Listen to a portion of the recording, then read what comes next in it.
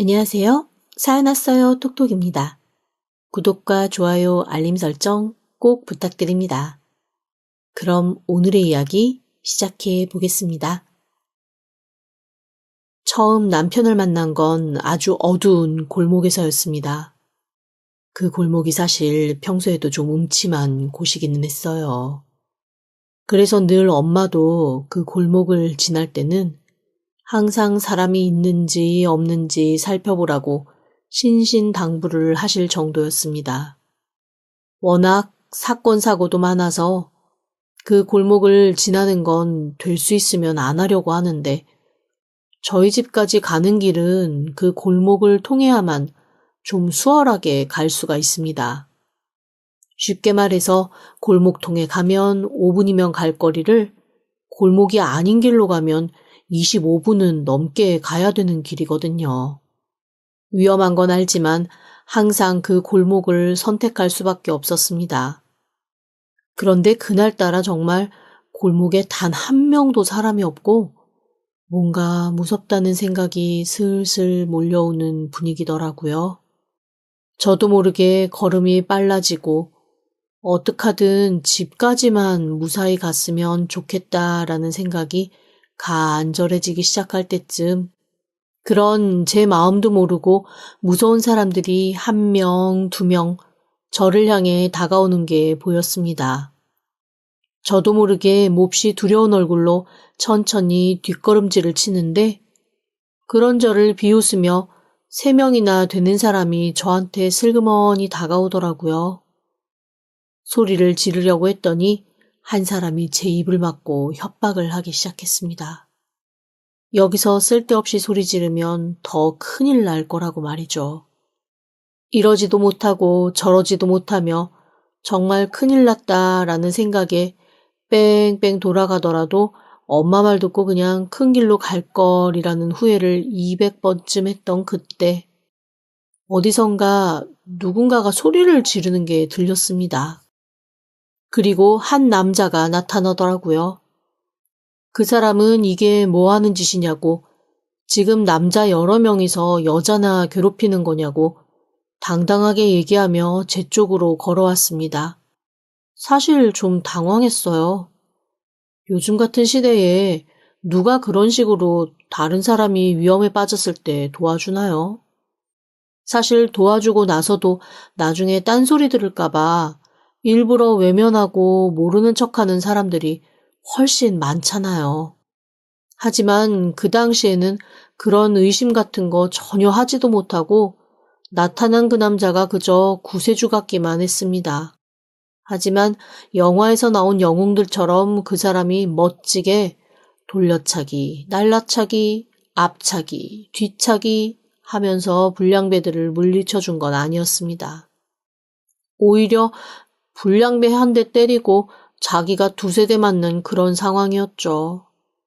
그래도 뭔가 시끌시끌하게 사람들이 부딪히는 소리가 나니까 골목에 꺼진 불도 슬슬 켜지고 밖에서 무슨 일이냐고 묻는 소리도 들리고 그렇게 사람들이 관심을 보이기 시작하더라고요. 결국 그 남자가 저를 구한 셈이었습니다.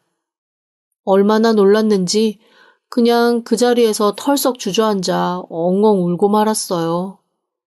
저 사람이 아니었으면 진짜 나는 몹쓸 짓을 당하거나 죽을 수도 있었겠다라는 생각이 들면서 손발이 덜덜 떨리고 아무것도 못하겠더라고요. 저를 구해준 그 남자는 저한테 집이 어디냐고 묻고 집까지 데려다주고는 얼굴에 여기저기 상처가 나서 피가 맺힌 채로 조용히 돌아섰습니다. 그러면서 글쎄 저한테 꼭 청심환 먹고 내일 병원 가서 링겔 한 대 맞으라고 하는 거 있죠? 본인은 찢어지고 터진 상태에서 끝까지 제 걱정만 하더라고요. 그런 사람을 어떻게 그냥 보냅니까? 돌아서는 그를 붙잡고 제가 연락처라도 알려달라, 내가 밥이라도 한 끼 사야 마음이 편하겠다라면서 붙잡았죠. 그렇게 저희의 인연이 시작되었습니다. 알고 봤더니 원래 그 근처 사는 사람도 아닌데 귀를 잘못 들었다가 우연히 저를 보게 됐고 그냥 지나칠 수가 없어서 구해주게 됐다고 하더라고요. 연애하면서도 남편은 내내 엄청난 젠틀맨이었습니다. 오죽하면 제 친구 중에 하나 좀 질투가 심한 애가 있는데 걔가 제 남편 같은 사람 만나고 싶다고 자기가 뺏고 싶다고 저한테 술 먹고 주정을 다 할 정도였어요. 뭐 내 남자 멋있다고 하니까 내심 싫지는 않았지만 정말로 그 친구가 제 남편한테 꼬리칠까봐 엄청 불안하기도 했죠. 여튼 그 정도로 이 사람은 매력적이고 멋있는 사람이었습니다. 그런 사람이랑 어떻게 사랑에 빠지지 않을 수가 있겠어요. 만난 지 얼마 되지 않아 저는 정말 이 사람한테 푹 빠져들었고 그 사람은 보여주는 모습마다 감동스러웠습니다. 하나에서 열까지 다 좋아 보였습니다. 눈에 콩깍지가 씌인 거죠.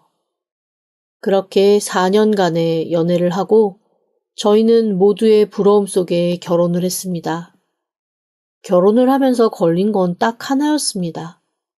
아나무인 시어머니였죠. 처음에 딱 인사하러 갔더니 대뜸 한 달에 용돈은 얼마 줄 거냐라고 물어보셔서 제가 엄청 당황을 했거든요. 그 자리에서도 남편은 고맙게도 그거는 저희가 알아서 할 테니 이 사람한텐 그런 부담 주지 말라고 딱 잘라 말을 하더라고요. 하나에서 열까지 제가 신경 쓸 일 없게 처리하면서 막을 거 막고 중재할 거 중재하는 모습에 한결 더 믿음이 갔습니다. 이런 사람이라면 결혼해서도 크게 문제가 없을 거라는 생각도 들었고요. 제가 결혼 결심할 때 걱정된 건 시어머니 시아버지가 너무 남편만 보고 의지한다는 거였고 그거 외에는 정말 아무런 거리낌이 없었거든요. 하지만 그 하나뿐인 문제도 남편이 알아서 정리를 해주니 저로서는 더 이상 망설일 이유가 없었습니다. 하지만 진짜 문제는 결혼하고 나서 드러났습니다. 사실 결혼 전에도 남편이 한두 번씩 연락이 안 되는 경우가 있기는 했었어요. 연애하면서 그것 때문에 한 서너 번 싸웠던 것 같습니다. 근데 그때마다 늘 핑계는 하나였거든요. 너무 피곤해서 알람도 못 듣고 잠이 들었다는 핑계요. 그런데 이 사람이 같이 여행을 가보면 그렇게 잠을 많이 자는 사람이 또 아닙니다. 그리고 잠귀도 엄청 밝고요. 이거는 뭔가 핑계가 있나 보다라는 생각이 들면서도 본인이 그렇다니 제가 뭘 어떻게 하겠어요. 연애할 때야 한두 번 싸우고 속상하고 말면 그만이었지만 그런데 이게 결혼 생활이 되고 나니까 엄청 스트레스 받는 요소가 되더라고요. 왜냐? 연락이 끊긴 채 외박을 하기 시작한 겁니다. 사람이 집에서 잠을 안 자고 밖에서 잠을 자면서 연락이 끊기는 경우는 사실 거의 없잖아요. 그럴 일도 없고요. 늘 추궁하면 들려오는 대답은 또 하나입니다. 회사 숙직실에서 잠깐 피곤해 눈 붙인다는 걸 푹 자버렸다. 안 그래도 너한테 연락이 온 거 보고 너무나 소스라치게 놀라서 깼다. 이게 늘 제 남편이 저에게 하는 변명이었습니다. 처음 한두 번은 믿고 용서했죠. 그거 가지고 이혼하네 마네 할 순 없잖아요. 그런데 그게 하루가 지나고 이틀이 지나니까 한 번, 두 번 반복되고 나니 점점 너무나 큰 스트레스로 다가오는 거예요. 그래서 몇 번 집도 나가보고 정말 대판 싸워도 보고 아주 난리를 쳤습니다. 하지만 잠으로 인한 그 사람의 습관은 바뀌지가 않더라고요. 이게 사람이 아무리 난리를 쳐도 안 바뀌면 결국엔 둘 중에 하나더라고요. 싹 다 포기하고 아이고 그래 마음대로 해라가 되던가 끝까지 못 참겠으면 그냥 헤어지고 안 보는 방향을 택하는 건 말입니다. 저는 그거 하나만 빼면 나머지는 다 괜찮지 않나 싶은 마음으로 전자를 택했습니다. 그리고 그게 저의 가장 큰 잘못이었다는 건 아주 나중에서야 깨달을 수 있었습니다. 어쨌건 남편은 제가 더 이상 거기에 대해 무언가 터치를 하지 않으니 더 자유롭게 외박을 일삼기 시작했습니다. 어이없는 건 늘 장소는 똑같아요. 회사 숙직실.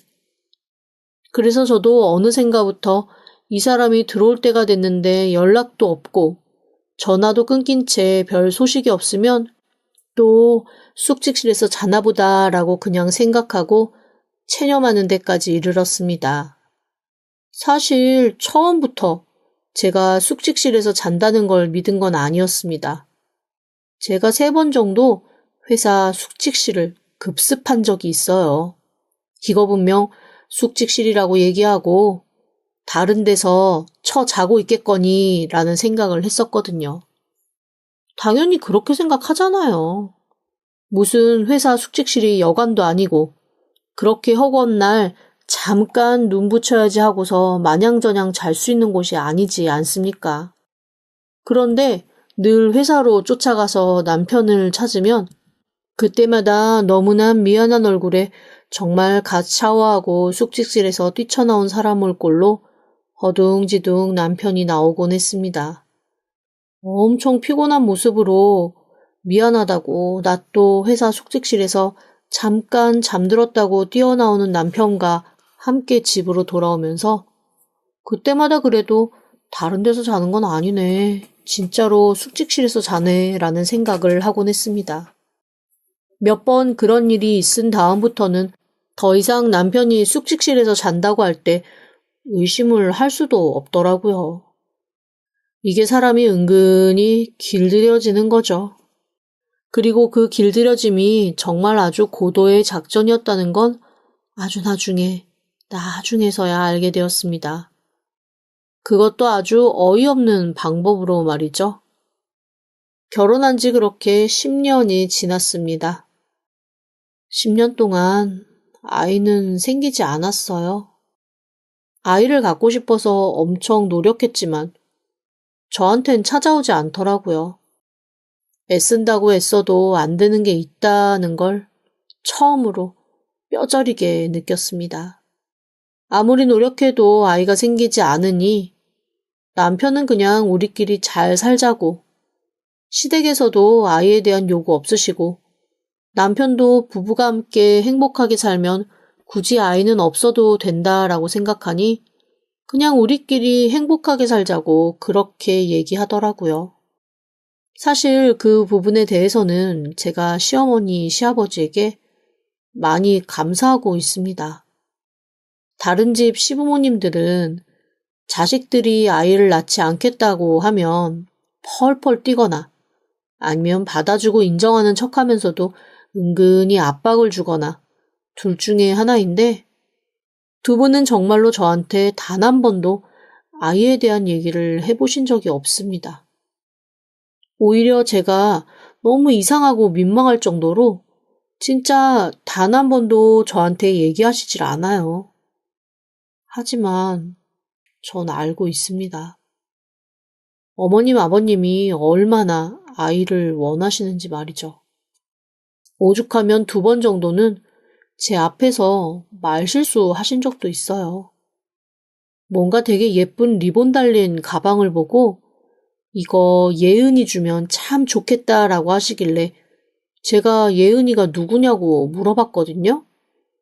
그랬더니 어머님이 몹시 당황하시며 이렇게 말씀하시더라고요. 아유, 내가 주책이다. 사실은 너희한테 혹시 딸이 생기면 이름이 예은이면 좋겠다 라고 생각을 했었거든. 그래서 나도 모르게 항상 예은아, 할머니한테 언제 올래? 예은아, 엄마 아빠한테 올 생각이 있니? 라고 중얼거리던 게 버릇이 됐나 봐. 아휴, 나도 모르게 그 이름이 훅 튀어나왔네. 미안하다. 앞으로는 내가 조심하마. 어머님, 손녀 이름까지 지어놓으셨던 거예요? 제 마음이 아프네요. 아이고, 얘, 네 마음 아프라고 내가 그런 거 아니야. 정말로 그냥 늙은이 상상이었어. 너 아무 신경 쓰지 마라. 응? 아무런 신경도 쓰지 마. 알았지? 어머님이 그렇게 말씀하셨지만 제 마음은 영 편치 않았습니다. 얼마나 손녀딸이 갖고 싶으셨으면 예은이라는 이름까지 지어서 혼자서 그렇게 부르고 다니셨겠어요. 오히려 남편이 얼굴이 시뻘개져서 펄펄 뛰며 자기 엄마 아빠한테 아주 그냥 고래고래 소리를 지르더라고요. 왜 쓸데없는 짓을 해서 이 사람만 불편하게 하냐고 말이죠. 그렇게 편들어주면 남편 때문에 사실은 더 민망하고 속이 상하긴 했습니다. 어쨌건 어머님은 그 이후로도 조심하시긴 했지만 그 예은이란 이름을 한두 번 정도 더 말씀하시더라고요. 어쩌겠어요. 그 정도는 제가 이해해 드려야죠. 저한테 대놓고 성화를 하지 않으시는 것만으로도 사실 저는 감사했으니까요. 그렇게 아이 없이 둘만 부부로 살던 어느 날입니다. 남편이 갑자기 한 일주일 정도 출장을 다녀와야겠다고 했습니다. 그런데 사실 남편이 지금 일하는 분야가 출장이 필요한 분야는 아니거든요. 그래서 제가 무슨 출장이냐, 대체 당신이 출장 갈 일이 뭐가 있냐라고 했더니 뭔가 말을 얼버무리면서 다른 데서 파견 근무 나와달라고 해서 거기를 좀 갔다 와야 될 것 같다고 하는 겁니다. 그리고 출장 이후에도 주중에 2, 3일 정도는 그곳에 가서 일을 해줘야 된다라고 하더라고요. 일을 하니까 그럴 수도 있지 싶으면서도 좀 떨떠름하긴 했습니다. 안 그래도 맨날 숙직실에서 잠자느라고 집 비우는 사람인데 아주 이제는 대놓고 밖에서 자겠구나 싶은 생각이 들어서 좀 외롭기도 하고 쓸쓸하기도 하더라고요. 아무래도 아이가 없다 보니 남편과 함께하는 시간이 저한테는 참 중요한데 그 시간이 점점 사라지는 것 같아서 외롭기도 했고요. 그렇게 남편과 떨어져서 지내는 날이 시작되었습니다. 그리고 그때부터 남편은 정말로 연락이 잘 안 되기 시작했어요. 아니, 무슨 회사 일은 자기 혼자 다 하는지 맨날 전화하면 낮에는 바쁘다고 끊고 밤에는 또 골아 떨어져 자는지 자느라고 못 받고 아주 남편과 통화하기가 대통령 만나는 것보다 더 어려워지더라고요. 그리고 어리석게도 저는 그때까지만 해도 남편에 대해서 단 한순간도 무언가를 의심해 본 적이 없었습니다. 그런데 사람이 참 뭔가 일이 되려면 이상하게 진행돼서 그 일이 흘러가나 봐요. 제가 남편에게 의심을 하기 시작한 건 진짜 아주 우연히 제가 목격한 한 장면 때문이었습니다. 그날 남편이 3일 만에 집에 들어오는 날이었거든요. 저는 남편이랑 오손도손 저녁 먹고 도란도란 얘기할 생각에 살짝 들떠 있었죠. 그런데 남편이 집에 들어와서 샤워를 하더니 굉장히 저한테 미안한 얼굴로 친구 녀석이 아주 심각하게 급한 일이 있다고 같이 밥 먹으면서 의논을 좀 하자고 해서 친구와 저녁을 먹기로 방금 약속을 했다는 겁니다. 서운하기도 하고 좀 어이가 없기도 했지만 이 사람도 계속 지방 왔다 갔다 하면서 친구랑 만나는 시간이 그다지 많지는 않고 또 평소에도 그렇게 친구들이랑 교류가 많은 편은 아닌 사람이었거든요. 허구한 날 친구 만나러 나간다면 모를까. 정말 가뭄에 콩나듯 친구하고 얘기를 좀 해야겠다고 저한테 미안하다고 양해를 구하는데 그거 안 된다고 매몰차게 굴 자신이 없더라고요. 그래서 일단 알겠다고 다녀오라고 허락을 해줬습니다. 그렇게 남편이 친구를 만나러 나갔죠. 그런데 이 정신없는 사람이 글쎄 지갑하고 핸드폰을 두고 나간 거예요. 아이고, 분명 지하철 타고 간다 그랬는데 지하철역까지 갔다가 불이 나게 다시 되돌아올 것 같아서 부지런히 들고 쫓아나갔습니다.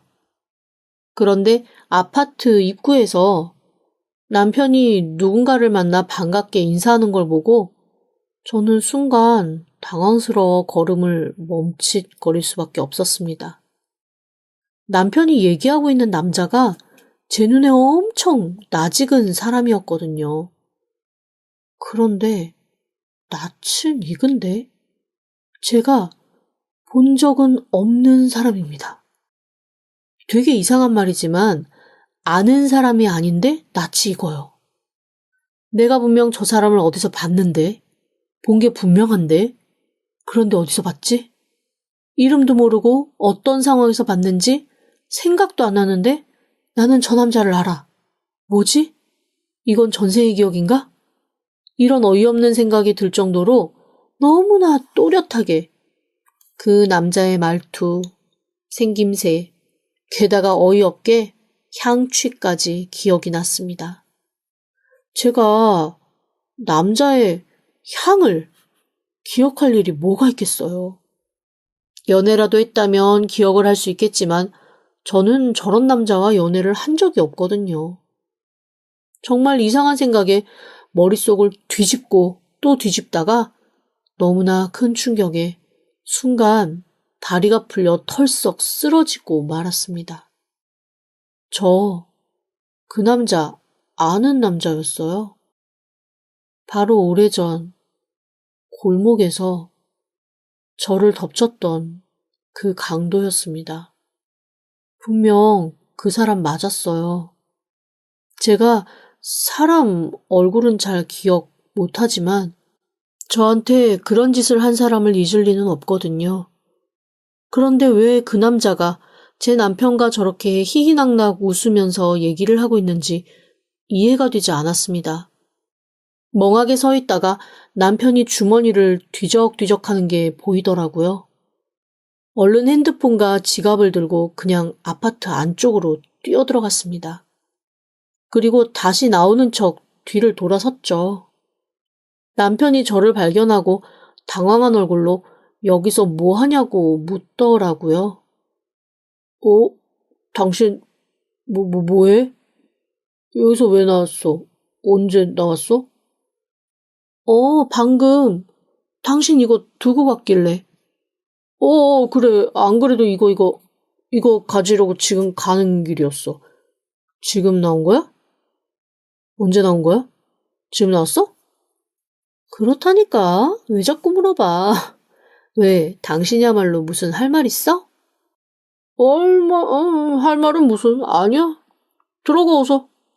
나 오늘 좀 늦어. 남편은 눈에 띄게 당황하면서 저한테서 핸드폰과 지갑을 받아가지고 허둥지둥 다시 뛰어나갔습니다. 이거 뭔가 이상하다 싶은 생각이 들더라고요.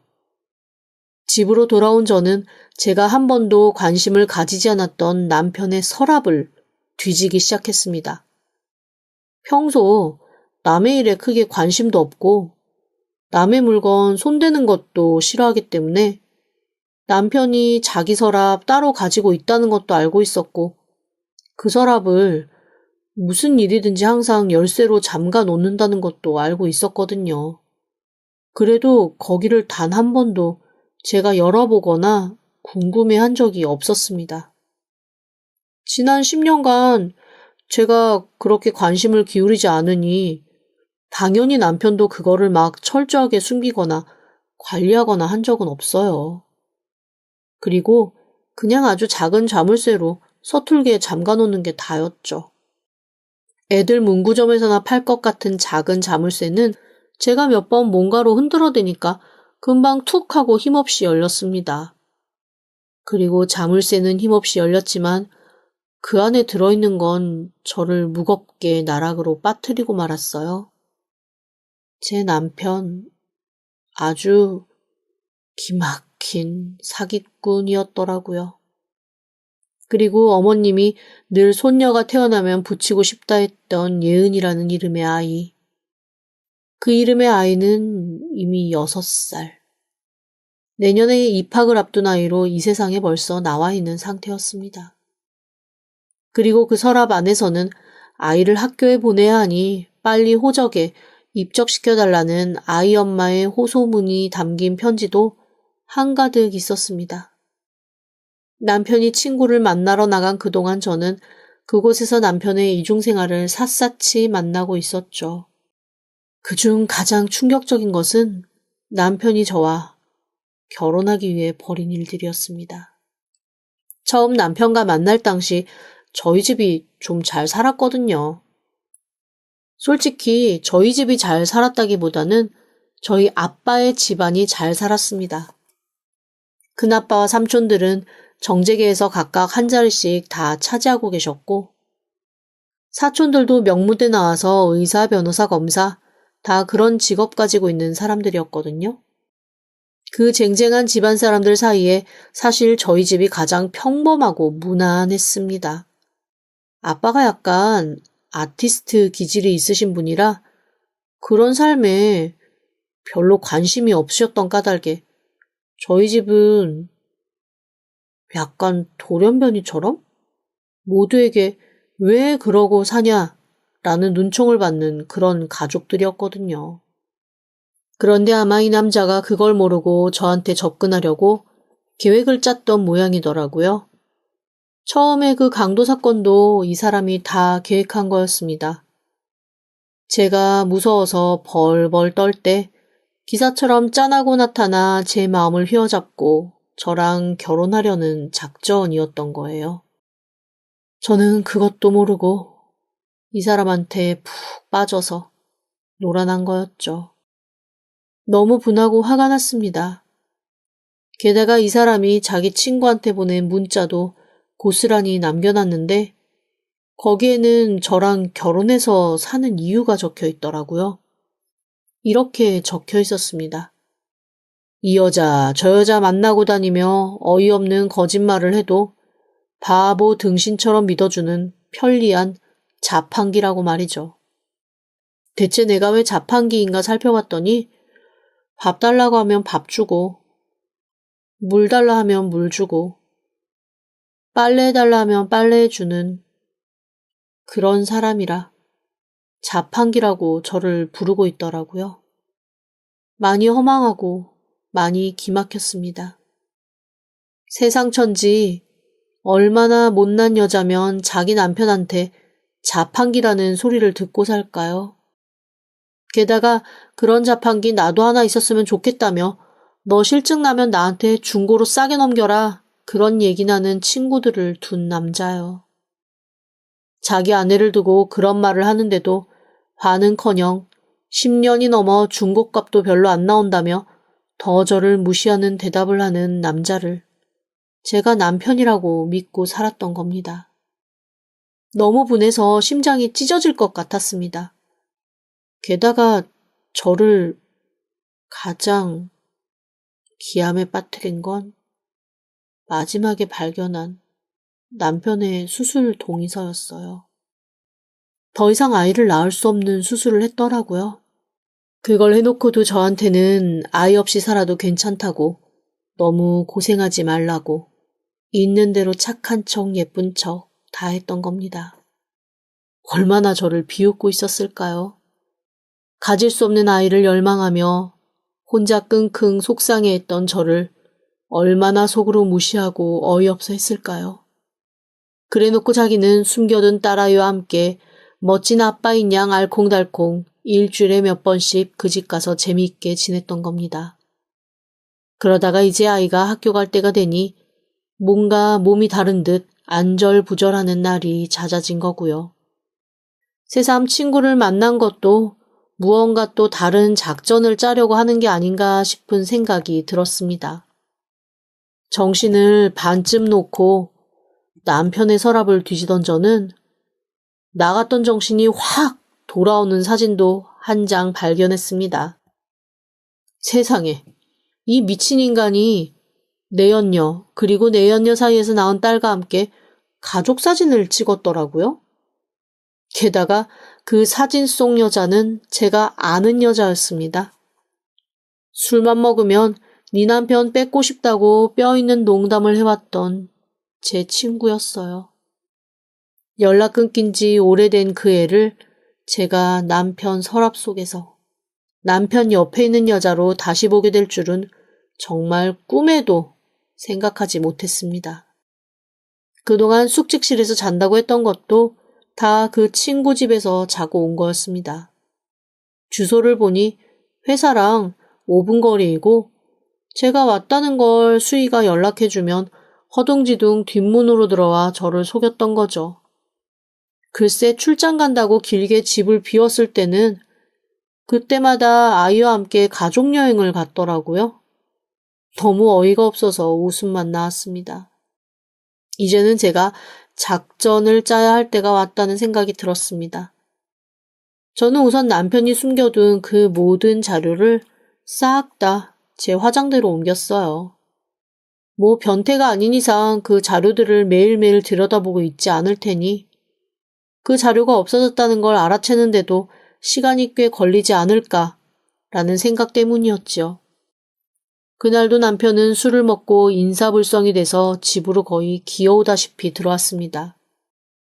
정신 다 잃고 쓰러진 남편의 핸드폰도 비밀번호 풀고 찬찬히 살펴보기 시작했어요. 아주 가관이더라고요. 여자는 한두 명이 아니었고 아이가 있는 여자도 2명이나 있습니다. 어이없는 건 그 여자들 모두 남편이 조만간 저와 이혼하고 자기와 함께 살 거라고 생각하고 있다는 거였어요. 일단 그 여자들한테 이 남자 내가 놔줄 생각이 없다라는 거, 당신들은 평생 아빠 없는 아이 키우면서 그렇게 살아야 한다는 거 알려줘야겠다라는 생각이 들었습니다. 여자들의 연락처를 모두 제 쪽으로 옮기고 다음날 변호사와 상의한 후에 그 여자들에게 변호사를 통해 연락을 했습니다. 당신들 모두 상관여고. 나는 이 남자를 놔줄 생각이 없고 양육비나 호적이나 그런 게 필요할 경우 이 남자랑 별도로 소송을 해서 해결하라고 말이죠. 저는 제가 가진 재산, 우리 집의 재산, 그 어떤 것도 이 남자에게 제공해줄 의향이 없다라는 거를 확실히 밝혔습니다. 당연히 난리가 났고 회사에 있다가 그 소식을 들은 남편이 혼비백산해서 저를 찾아왔더라고요. 저는 남편에게 이렇게 말했습니다. 당장 짐 싸서 나가. 내 눈앞에서 사라져. 나는 당신의 그 연인들이 내 앞에서 싹싹 빌고 백배사죄하고 나한테 피해 보상을 하기 전까지는 절대 당신과 그 여자들 사이에서 낳은 아이들이 이 세상에서 인정받는 삶을 살게 두지 않을 거야. 그러니까 알아서 해. 저기 여보, 오해야. 있잖아. 내가 다 설명할게. 설명할 거 없어. 오해는 무슨 오해? 너무나 불보듯 뻔한 상황인데. 당신은 꾸준히 바람을 폈고 강도 사건을 만들어서 사기를 쳤고 지난 10년간 당신 부모들과 함께 나한테 아주 기막힌 사기를 쳤어. 나는 그걸 절대 용서하지 않을 거야. 저는 남편에게 그렇게 선전포고를 하고 집에서 내쫓았습니다. 그리고 그 강도 사건을 도왔던 친구들을 모두 알아내서 고소를 했어요. 워낙 오래된 일이라 고소 자체가 성립이 안 되는 건 저도 알고 있었지만 고소장이 날아가는 것만으로도 아무렇지도 않게 일상을 살고 있는 그 사람들에게 깊은 파문을 던져주는 일이 될 테니까요.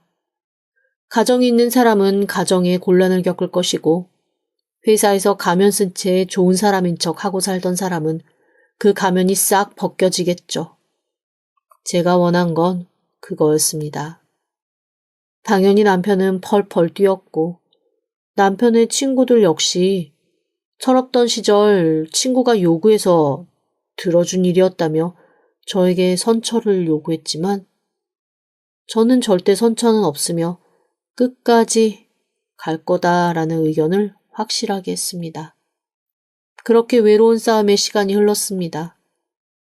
이 시간이 앞으로도 쭉 이어지겠지만 저는 절대 포기 안 합니다. 남편, 아니 그 인간과 이 모든 일을 꾸몄던 사람들이 다 아주 눈물 콧물 흘리며 후회하는 그날까지 저는 절대로 용서하지 않고 이 사람들을 응징할 생각입니다. 제 지난 세월, 제 지난 인생, 그게 너무 안쓰럽고 불쌍해서 참을 수가 없거든요. 어떡하든 다 보상 받을 겁니다. 무슨 수를 써서든지 말이죠. 절대 용서하지 않을 거예요. 지금까지 들어주셔서 감사합니다. 구독과 좋아요, 알림 설정은 사연 왔어요 톡톡에게 큰 힘이 됩니다. 지금 바로 구독 부탁드립니다. 그럼 다음 사연으로 또 찾아오겠습니다. 감사합니다.